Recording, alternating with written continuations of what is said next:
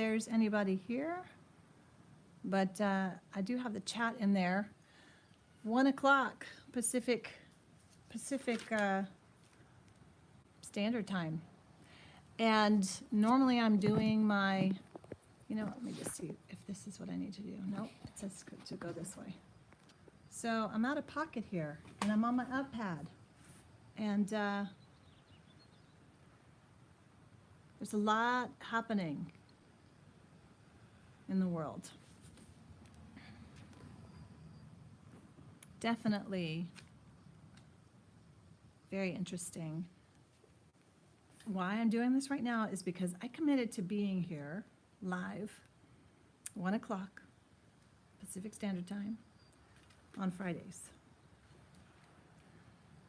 to put myself forward and to actually lead myself stronger, longer, instead of being led, and to show my experience of what it's like to strip away all the facade, all of the complete lies, deception, manipulation, insanity, marketing, fun little things that we get sucked into and addicted to. And that could be anything from buying another book, buying another widget that might give you a little bit of satisfaction for maybe a few seconds, maybe even a few minutes, maybe even a few hours, but ultimately is not fulfilling at all. And this is one of the biggest things that I am going through since working with Keller and having him shed some light on my experience of going through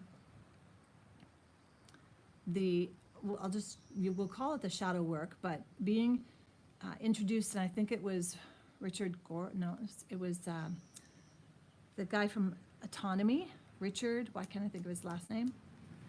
From Autonomy, and I had originally seen his John Taylor Gatto documentary, which is so important, and the most amazing interview. And if you haven't read Dumbing Us Down, it's vital. It's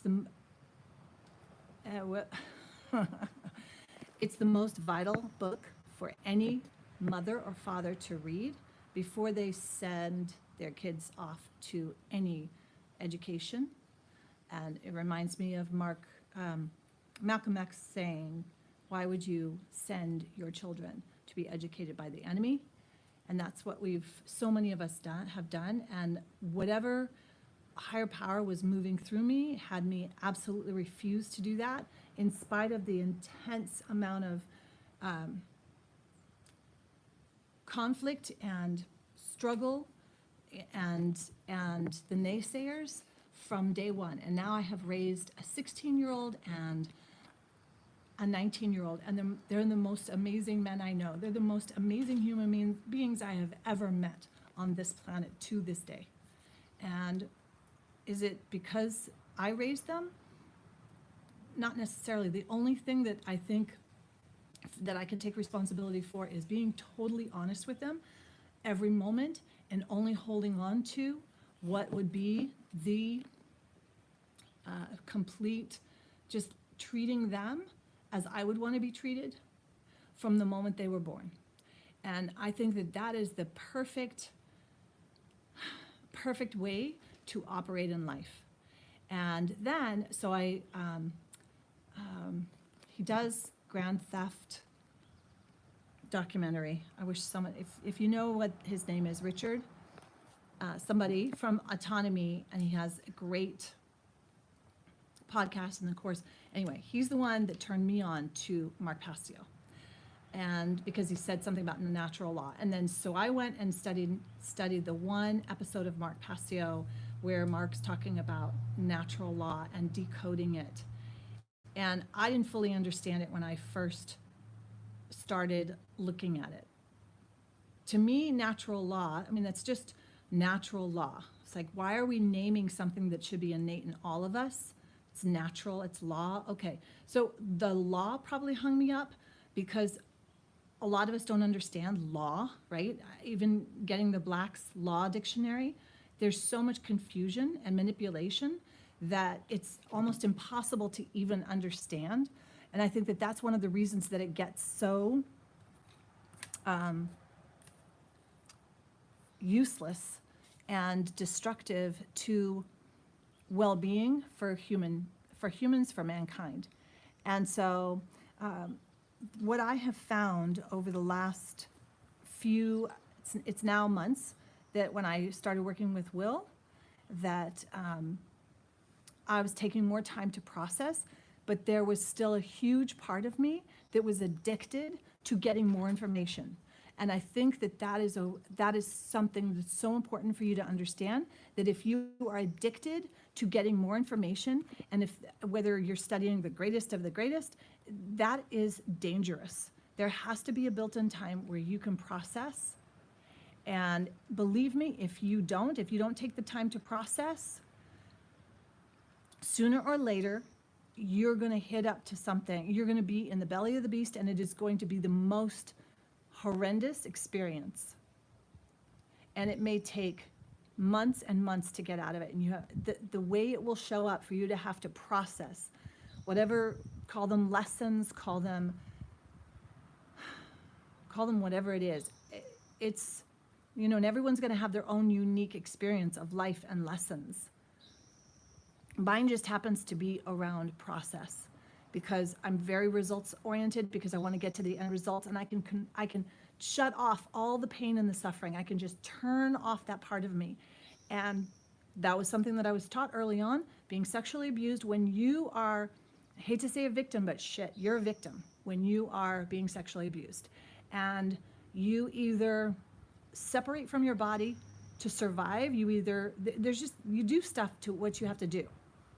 And then if it's early and that becomes your early programming, it's going to show up. I am 55 and it is showing up right now today, and I'm having to work through worthiness, deserving, and all of it. But my friends, this is what life's about. We can no longer run away from it. I can't run, and I can't go and spend an hour putting on makeup and putting my nails on, which I did from the time I was 12 years old until I was in my 30s. I wouldn't leave the house without caked on makeup or everything done perfectly, which is nonsense. And that's what we're being shown. Demi Moore, an actress whom I respect, this is appalling and so deeply sad to see that that's what's being portrayed as someone in their 60s, and this is what we can, now this is the age of what, I don't know what's in her world or her mind or her heart, but that being put forth, that I think is just dangerous. I can put some makeup on and I can look beautiful too. I think anyone can put some makeup on and look beautiful. But doing something so crazy to destroy your own self it's boggling to my mind to do that. And that's me judging. That's totally me judging, which is something I need to work on, because I definitely am judging. I judge myself the most. Well, what I did for the last week and a half, almost 2 weeks now, is I was completely off social media. Whereas before, I was posting every single day, compulsively for my business. Had to get the post out, had to do this compulsively. Did I see any clients from it? No. So this idea, and I bought into the marketing speak, that you should be posting you've got to be posting, you've got to be omnipresent, you need to be everywhere, you need to be seen. And I've bought the courses, I've got the t-shirts, from everything to Book Yourself Solid. There's some wonderful workable tools in so many different books and courses and programs, and all of it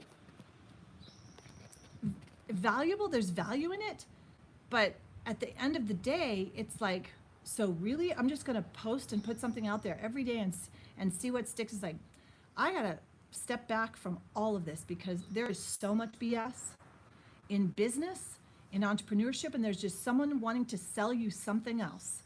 What else can I sell you? Let's try and sell you this idea, sell you this piece of crap that's basically going to get stored in your garage or stored and whatever. It's crazy. But this is the evolution I think that we're all going through. I'm looking out, seeing all these garages, and I remember seeing a garage packed wall to wall. In the last 2 weeks, I have gotten rid of more than 80% of my possessions, donating them, giving them, selling them, the garage sales, just letting go of stuff. What was that face? You think not 80%? Definitely 80%. Definitely 80%. A 3-room townhome? To 70. No, my whole rack, all my fitness, 30%.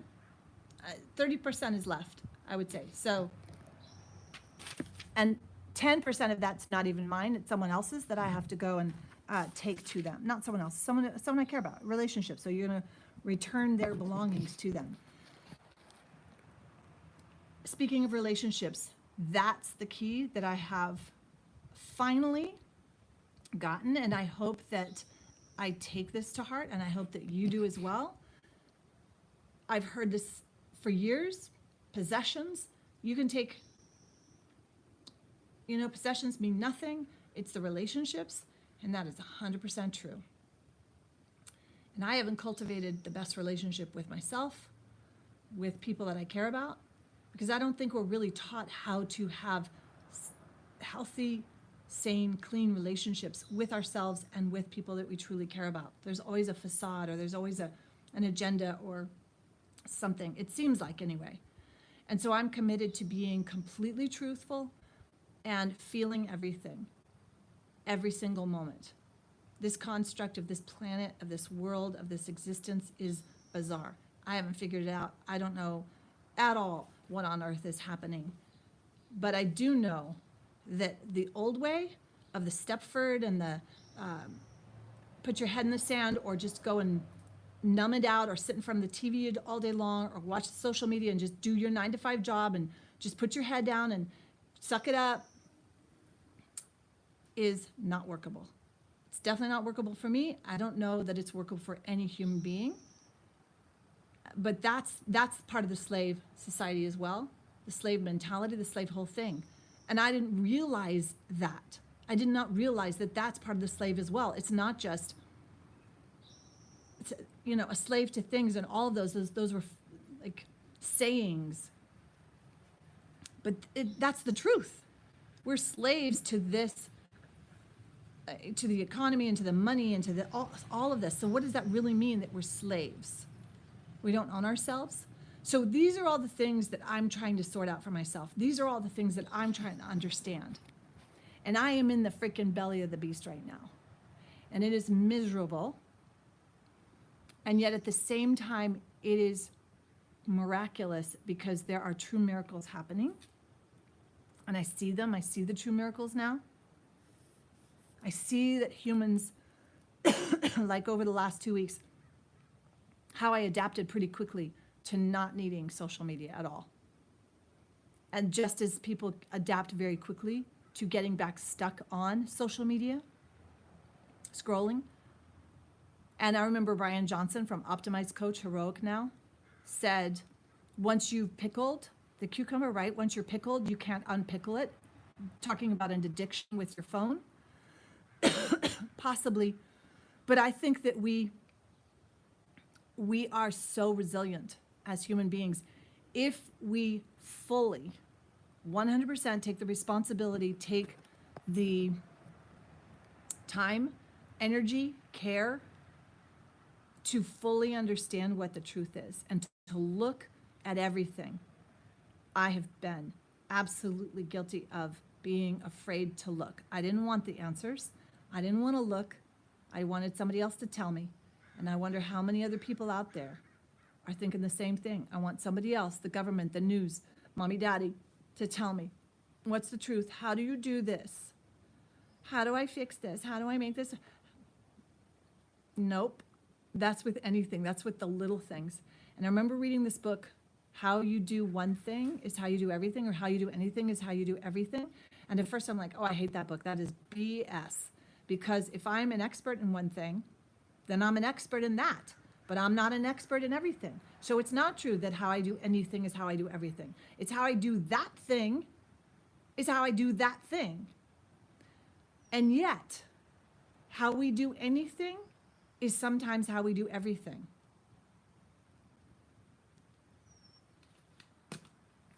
And humans adapt. Humans adapt. The other thing that I wanted to say is this concern that the biggest thing that I'm working through, and I'd really love to know, what are other people working through? Is this deep concern about what other people think. And you know, right now in this moment, I don't give a flying fuzzball what anybody else thinks. I'm talking to a freaking black screen. And I'm here live. Who knows where this is going out to? I don't know this. Probably will never, anybody will see it. Do I even care? No, not right now. I don't. I don't. And I'm just looking over the energy and just seeing, is it important? Because so I remember listening to like a podcast 73 I was on, and there was another one later that I jumped to where Mark Passio said, everybody has a smartphone now. Pick up your smartphone, push play and talk about, or push record and talk about whatever. Not whatever, but the truth. Talk about this type of stuff. Let people know, you know, you're under a spell. You are under a spell. We're under a spell. I can't break that down, but oh my God, we have been under a spell. We are under a spell that even, this is unfathomable to me, that they'll do chemtrails to block out the sun. Where's the cognitive dissonance there, people? And then that's supposed to be conspiracy theory. Where is the cognitive dissonance here? Like all over the place. Anyway, really interesting. I'm still in the belly of the beast. I almost said I can't wait to get out and through this, but you know what? No way. Because I want to do the work now. I've been in these positions, and you know what I did? I shut everything off. I shut my feelings off. I shut anything off that tapped me into being a human, and I became frickin' robotic, and I got through the crap that I had to get through. And guess what? I'm back doing the same stuff because I did not feel and fully be in the truth of what was happening. And that is so crucial because people have all these facades of what life looks like and all these snapshots of what people's life, pretty life, all in their makeup and all of their whatevers. It's not like that. It doesn't mean that doesn't mean that we're always like this either. I mean, I can look at my skin and I'm dehydrated. There's no question. I mean, like shriveling up. I'm dehydrated, but there's, you know, there's other things that, so I'm not taking great care of myself physically right now. Definitely need to handle that. But so I know this isn't how it's always going to be. Just like the good, everything always being perfect and having makeup, there's a process to everything.